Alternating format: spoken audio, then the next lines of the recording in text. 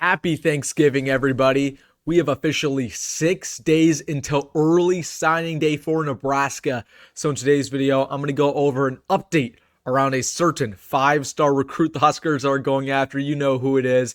And then I'm going to give you my predictions. Who ends up committing to Nebraska, who doesn't commit, who flips, and so much more. So really quick, I have a jam-packed recruiting video for you guys today. If you're fired up, I know I am. Hit that like button. And hey, if you're new to the channel or still a returning viewer, make sure to subscribe. We are on the road to 8,000 subscribers.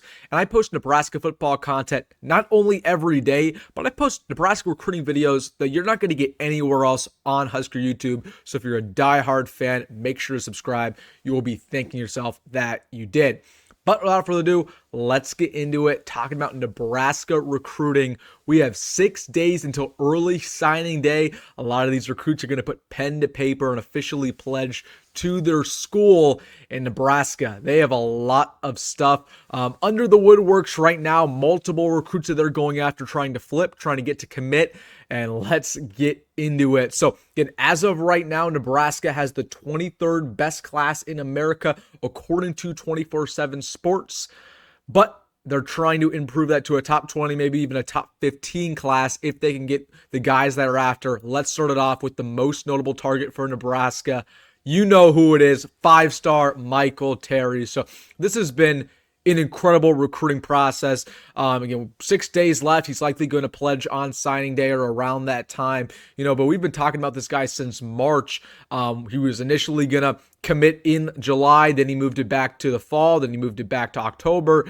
And we're sitting here and almost in December, and he's likely going to commit on signing day. Now, I don't want to spoil too much, but just know I really, really like where Nebraska stands. If you asked me a couple weeks ago, I would have said 50%. If you asked me last week, I would have said 55, 60%. If you ask me now, I'm going to say about 80, 85%. I really, really like where Nebraska stands. Now, I can't guarantee it because that's how recruiting works. Things change recruiting very, very quickly.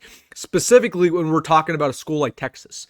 Texas can throw money around like no other school in the country. The only thing I'm scared about in this Michael Terry recruitment is they're going to walk in last second and say, hey, Michael Terry, we really want you in this class. We're going to double your NIL. We're going to triple your NIL and basically force him to say no. So that's the only thing I'm worried about. It's not a done deal here, but just know, I don't want to spoil too much. Nebraska's been really good when it comes to their NIL with Michael Terry. They're offering a lot of money, and I really like where Nebraska stands.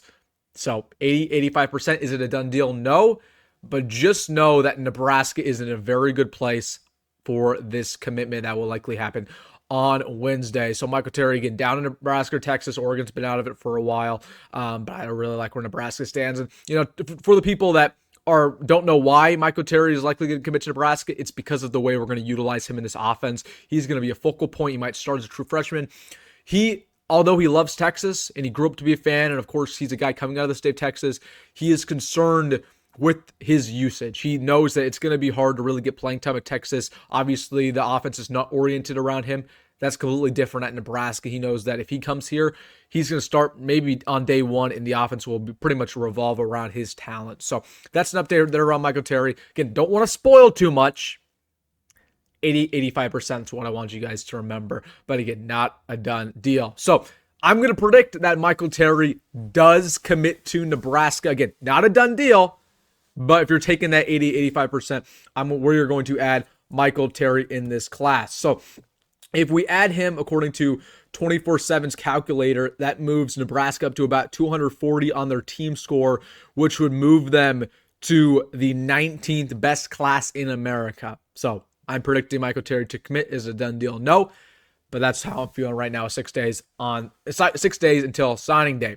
Let's get into Aiden Manutai. So Aiden Manutai's had a crazy couple weeks. Again, if you asked me a week ago, if you asked anybody a week ago, if you asked any recruiting beat, recruiting insider, they would have said Aiden Manutai is pretty much guaranteed to flip to Nebraska. Okay, I told you guys that. Everybody was saying that. Insiders were saying that. But Cal played defense here. They played defense just like Nebraska played defense, fending off Missouri from Jeremiah Jones. They upped Aiden Manutai's NIL, I can tell you that for a fact. They're offering more than Nebraska is as of right now. Again, is it over for Nebraska? No. There is a possibility where Nebraska could get this flip done by signing day. As of right now, I just wouldn't bet on it. Again, with what Cal is offering, again, Cal's closer to Hawaii than Nebraska is. There's a couple things going in Cal's favor. Cal, of course, is better academically. So again, it's not over for Nebraska, but things are not looking as good as they were a week ago, and that's simply because Cal upped the NIL. He ended up making the trip last week to Cal, not to Nebraska last second. So again, I know a lot of people were like, Wilson, you felt really good about this. What happened? This is what happens in recruiting, guys. Things change the last second. That happened with Aiden Manutai, especially this time. This time of year, things change last second. And again, not over for Nebraska, but not a great development that he didn't make the visit for that Wisconsin game and ended up going to Cal. So as of right now, I'm going to predict that he does not end up going to Nebraska. Then let's talk about Chase Loftin. So Chase Loftin was always one of those guys where I never really loved Nebraska's odds with him. You know, in the summer, I never loved our odds. In the fall, I never loved our odds. And it was simply because Chase Lofton's one of those guys that kind of wanted to go out of state. He kind of wanted to silence the noise, silence the critics, and get out of Omaha. But as this recruiting process has went on, and of course Florida State struggled this year, I really have started to like Nebraska's odds. Now, I'm not going to guarantee anything. I'm not going to say, 90% because that's ridiculous. Again, I'm a guy who graduated from Miller South last year. I hear a lot of things regarding this Chase Loftin recruitment. It's deeper than one would imagine.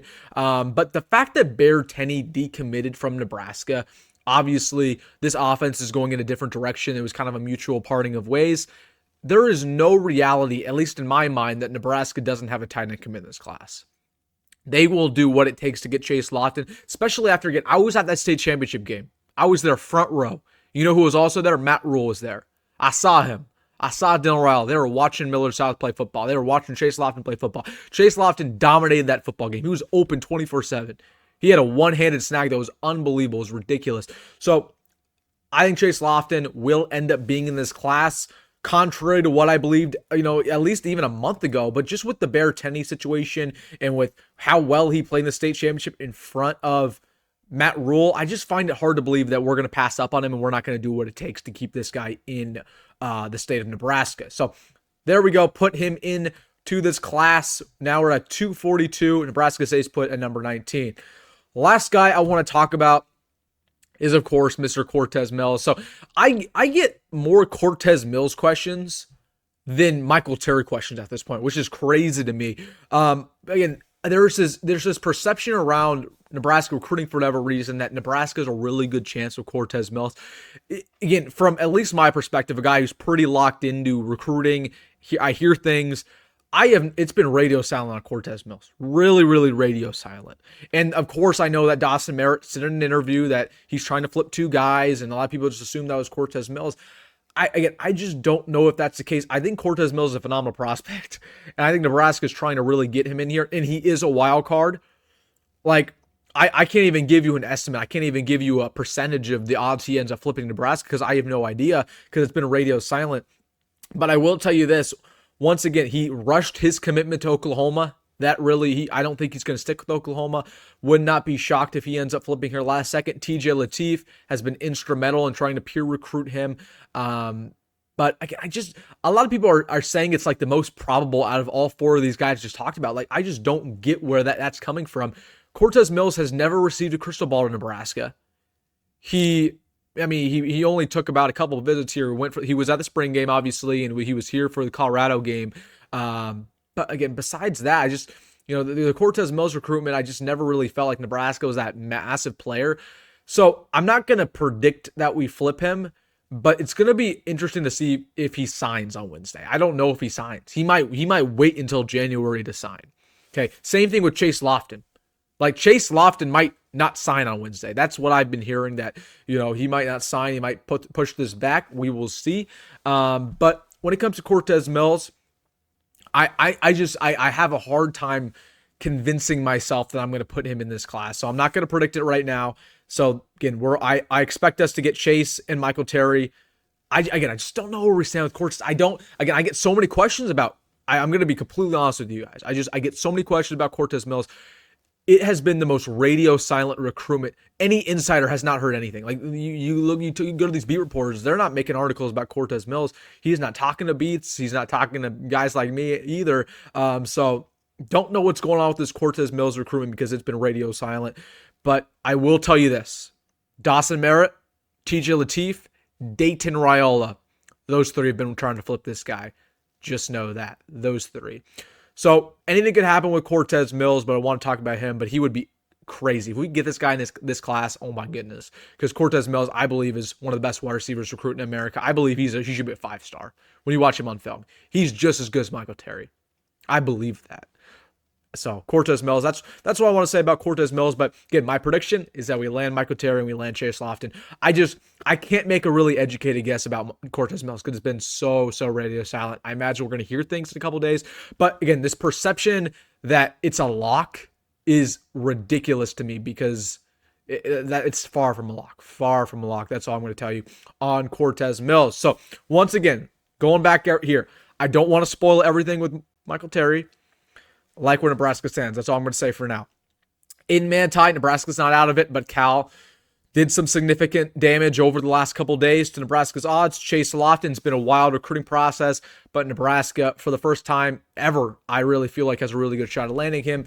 And then Cortez Mills, again, just a complete wild card. Complete wild card. I could see just about anything happening here. I could see him sticking with Oklahoma. I could see him flipping to LSU. I could see him flipping to Nebraska. I just have no indication of how it's going to go. We will see. All right, guys, that's my update. Have a great Thanksgiving. Let me know your thoughts about those 4 prospects in the comment section. Again, let me know who you want, what you are hearing, what you think. Again, 6 days, and we will have an answer on just about all 4 of those. So once again, have a great Thanksgiving. Let me know your thoughts in the comment section. Hey, if you made it this far in the video, shout out to you. Make sure to hit that like button and subscribe. As always, folks, go Big Red, go Matt Rhule, and see you in the next one.